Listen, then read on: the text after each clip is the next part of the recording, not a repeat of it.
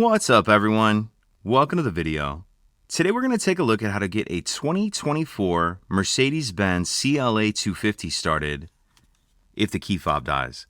So I've taken the battery out of this key fob to demonstrate. As you can see, none of the buttons are working. If I try to start the vehicle as I normally would, it's not going to start, and I'm going to get a message on the dash saying place the key in the marked space, see operator's manual. It may also say no key detected or key not detected, as you see right there. So what we need to do is grab our key fob, and we're going to come over to the cup holders. And if we look on the passenger side cup holder in the bottom of it there, you can see that little icon of a key. So what I'm going to do is take my key fob and just lay it on that icon like that. And then once that key is in that position, we should be able to start the vehicle as we normally would. So brake. Stop start button.